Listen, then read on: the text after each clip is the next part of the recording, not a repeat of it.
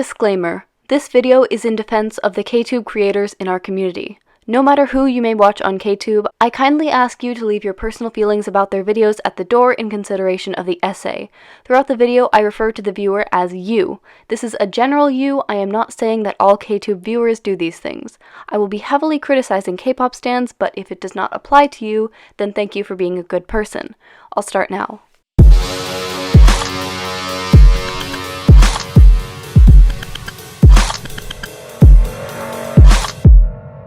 Burn yourself. Ktube is a genre of YouTube dedicated to creating content about K-pop. After gaining major traction in 2018, it soon became well known to every K-pop stan. From funny moments to reaction videos, it was a place to find like-minded people and delve deeper into K-pop. But this kind of peace can't persist online, especially on a massive platform like YouTube. Let's review what 2018 was for K-pop. BTS released Fake Love. Blackpink released Do Do Do Do. K-pop as a genre broke records upon records, smashing into the Western market and catching more fire than the second Hunger Games book. Similarly, Ktube was a shiny, new phenomenon. There was an unspoken alliance between Ktubers as they all built the community from scratch. 3 years later, 2021. The end of lockdown, billions still affected, and rapidly decreasing mental health. K-pop stans looked for something, anything to keep them tethered to a sense of normalcy. And then, well, we all know what happened, don't we?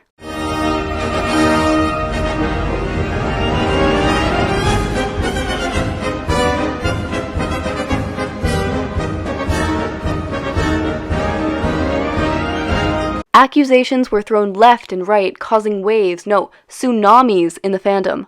No one knew who was innocent, what the full story was, and least of all, what the hell was going on. And Ktube, mirroring the disaster, turned into a courtroom. Washing your hair, as I suspect you weren't because your curls are still intact. Wouldn't you have heard the gunshot? And if in fact you... As 2021 stretched on, more controversy exploded, with update videos every time a sliver of evidence was released. Ktube was now a breeding ground for negativity and rumors, and it was every man for themselves. Everyone picked a side, defended their idols, and marched into battle to prove themselves right. I love my country, it's a war I hate, it's pointless and stupid, and the sooner we have peace, the better. January 2022 saw the final end of these accusations, every case sorted and solved. But after the storm died down, fans searched the wreckage and realized something about the Ktube climate had been irreversibly changed. Here are the topics I'm going to cover in this video. Feel free to skip around or watch the whole video in chronological order. I don't care, this is a free country. Do not accept the fate of the moon. When you launch a YouTube channel, it's inevitable that you will get hate comments. While entirely unacceptable behavior, it's a reality of the internet. For me, I got my first hate comment about 2 months into posting videos. With Ktube, it's almost guaranteed that channels will receive hate early on in their lifespan. K-pop is a difficult fandom to be in, and the opinions are more plentiful than the comebacks. Even while discussing music face-to-face, the mood can get tense in a matter of seconds. Now apply that same tension, put it in the context of an online platform where you don't have to take accountability for your words. You've got yourself a breeding ground for cyberbullying. The hate comments that Ktubers receive consist of a mix of curse words, insults, and throwaway attacks about their dislike of a song. We generally don't give away personal information or our faces, so it's usually throwing slurs at the wall and seeing what sticks. It feels like no matter the effort creators put in to make good content, there will always be commenters demeaning their hard work. What irks me is how common it is to send this hate. Some viewers expect us to be robots, able to ignore the insults and show a solid front. And while we are strong, we can't just girl boss our way out of this. We are living and breathing, and that's what allows us to explain our thoughts. Cyberbullying hurts, and it affects everyone. I'm reiterating the fact that this hate is sent over K-pop opinions. Personal opinions on a Korean group or a Korean pop song.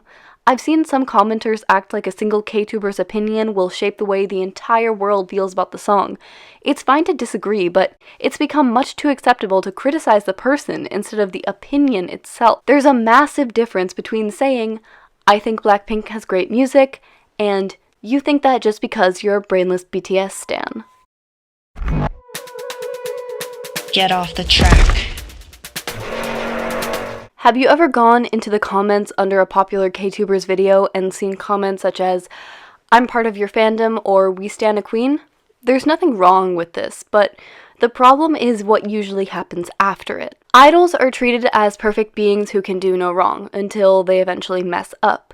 From waving their own country's flag to dating, idols deemed controversial are put under fire and demonized beyond belief. Such is the nature of the idol treatment. What I found through my time as a viewer is that ktubers are often treated the same way as idols. They create valuable content and we appreciate their opinions and hard work. For example, I have a few ktubers I personally enjoy posted on my channel page. Don't get me wrong, it's alright to have favorite ktubers. The thing is, we're all so used to having idol online personas to promote and discuss that we end up applying that same extreme treatment to ktubers, and when they slip up, it's practically World War III. Please note that I am not defending racism, harassment, and other heinous acts that have been committed by ktubers. I do not condone any of these. I am denouncing the morality and culture behind fan reactions. Idols have companies behind them, ready to defend them and repair their social status. Most of the time, it works, because they put money into showing how truly kind these idols are. It's a different story with ktube, populated by individual-run channels who manage themselves. If a ktuber fumbles the ball or becomes enmeshed in a controversy, it's them against the entire ktube scene, and those are not good odds. Outrage, feelings of betrayal, comments such as "I trusted you," and tweets trying to get the latest scoop on the drama. It's got to be incredibly horrifying watching your phone notifications flood with negative comments, rumors, and calls for your channel to be cancelled. You've gone from beloved to hated in the course of a few days, and none of your real-life friends are truly gonna understand. 11,000 strangers are against you, and you've no idea how to solve it because schools don't teach you how to deal with this kind of situation. When you idolize ktubers, you're idolizing a singular human who has bad days, flaws, and, most importantly, a life outside of K-pop. Stop treating ktubers like gods if you become unsatisfied with the worship. Reveal to the world the hidden side. These past few months, it seems as if more ktubers than ever have been leaving the platform or taking breaks. There's been an extreme amount of burnout in the community, and I'm going to discuss a few more reasons why. First, K-pop YouTube tends to latch on to certain video making trends, such as the unpopular opinions trend. Watchers are always complaining about there being no sense of originality or unique ideas, but there's something a lot of them fail to realize. The reason these videos are made so often, the reason they're trends, is because they rake in thousands of views. We are the ones that click on them. If no one was clicking, unpopular opinions would never have become as big as they are now. Moving back to complaints of unoriginality. It's incredibly demotivating to content creators to have viewers call them unoriginal while their creative video content gets no attention. Don't get me wrong, I hate plagiarism and creators who completely screen record another YouTuber's hard work, but in reality, it's nearly impossible to produce an entirely original idea. It seems to me like K-pop fans apply the same criticism of quote-unquote oversaturation to both the music industry and the ktube scene. Another note about videos that retain more viewers. Based on my experience, negatively titled videos with controversial thumbnails and topics gain virality a lot faster than positivity. To prove this, I created 2 mock thumbnails for a poll asking which the viewer was more likely to click on. I used the exact same font, photo, and colors, only altering the text. As you can see here, more reported that they were likely to click on the negative thumbnail, thumbnail 1. I'm going to admit it, I do the same thing sometimes. Ktube is made to entertain, and drama is sure as hell entertaining. I don't know if this has been said before, but constant negativity genuinely affects your mental health. After making positive videos, I was much happier with my work, much more so than with my negative videos. A community that only looks for hate is going to find just that. If you want more positivity in the community, change has to start with you. Change which videos you click on or which words you comment on them. On the subject of unpopular opinions and criticism, not all criticism is hate, and not every video must be constructive criticism. Sometimes ktubers just don't like a song. I get it, we all don't like the controversy once that so-called hate is directed at your favorite groups, but we're destroying the people who make content, and once those creators are forced to take mental health breaks, suddenly it's K-pop YouTube is boring after stans eliminate a different and therefore interesting opinion. The differences in how we all listen to music and consume content make discussing it worthwhile. May I remind the ktube community that it's difficult to balance real life and a platform? Most of us create these videos without the promise of funding because we love it. We stop loving it very quickly once our work becomes just a way to receive hate. I'm so bad.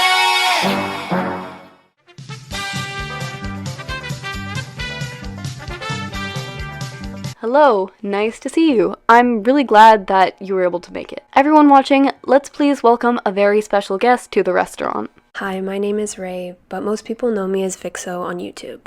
What are some things that have happened because of your enhypen video on online platforms? During the first 1 or 2 hours of the upload, things were pretty much business as usual regarding my comment section and reception of the upload. And while it was first mainly contained to just YouTube, the video pretty quickly extended to most platforms, including but not limited to TikTok, Twitter, and Reddit. And that's where I found a lot more of the negative reception coming from these outside platforms. It spurred on a lot of threads and posts about myself and the video specifically, and lots of people were just kind of calling my thoughts on the song invalid and that I was being an anti, and just overall being very overdramatic about the whole thing for having to make a review on it.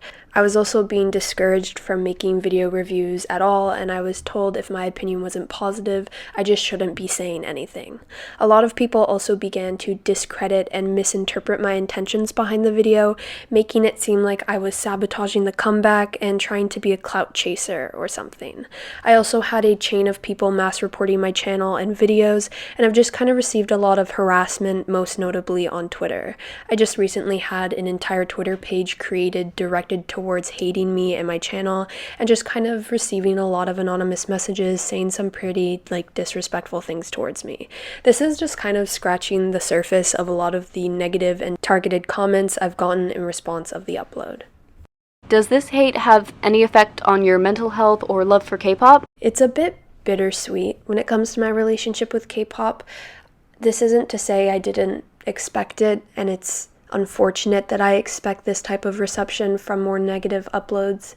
I do kind of get this pang in my chest when I'm listening to a song, and I just kind of know how cruel the group stans can behave towards other people. This is going to be my 5th year listening to K-pop, and I don't really see myself becoming less invested anytime soon. In general, I just really enjoy the lens of deconstructing all formats of media. Now, that's not all to say that this doesn't hurt. I'm just trying to stay positive, but sometimes I just honestly feel so frustrated more than anything. With this has come people scrutinizing my every move, and it feels like I just can't really appease anyone. There are people criticizing that I'm too analytical and that K-pop isn't that serious, but also nobody really says these things when someone uploads a positive review, so why am I getting them? I feel like I can't even vent about the reception I'm getting because people will say I deserve it. I can't even respond to posts made about me, even ones tagging me, because then apparently I'm egotistical and full of myself. I just overall feel really stuck and discouraged mentally at the moment, and I think people definitely have the tendency to forget I'm an actual person behind this screen. I remember when the video first started getting more traction, I literally couldn't sleep or eat because I was so stressed out from the comments I was getting. I see every comment on a video, and I don't know if everyone realizes that.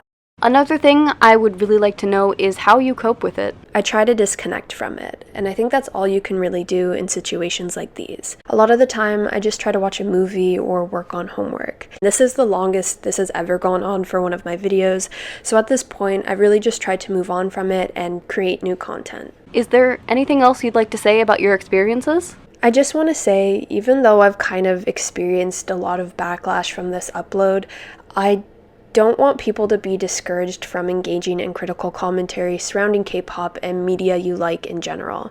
It's difficult receiving this much pushback from my more negative reviews, but I think it's just because it's become so normalized within K-pop that you apparently have to like your fave's new comeback and you have to stream it or else you're an anti of them. I definitely don't agree with any of that, and I always encourage people to analyze the content they consume on all platforms, and it's not good to feed into this echo chamber, and instead you should formulate your own opinions on things, positive or negative. Commentary as such is so crucial and a necessity on all fronts to foster improvement and prevent stagnation, and as tough as it can be sometimes, I really do enjoy writing these reviews in this fashion, but I hope my experience in talking about this can help people understand that I'm a real person too behind the icon in the video, and I do have feelings, and what you say does affect me. The reason all of the questions sound enthusiastic is because I pre-recorded them prior to listening to the interview segment from Vixxo. I like to say I am in general a very emotional person, but I don't think that I expected Vixxo's side of the story to impact me this much, and I will admit I did cry a little bit while editing this video. Please make sure to be kind. Kindness goes a long way. This just goes to show you that there's a lot more going on just below the surface. Whew. Wow. This video has been weeks in the making, and the script is almost 2,000 words long. If you're somehow still watching, I am unimaginably grateful for the support, and I hope this video will remind the community that we're all just people behind the screens. Sending some love your way, and as always, thank you for visiting the restaurant at the end of the universe. Adios. Say goodbye, bye, bye.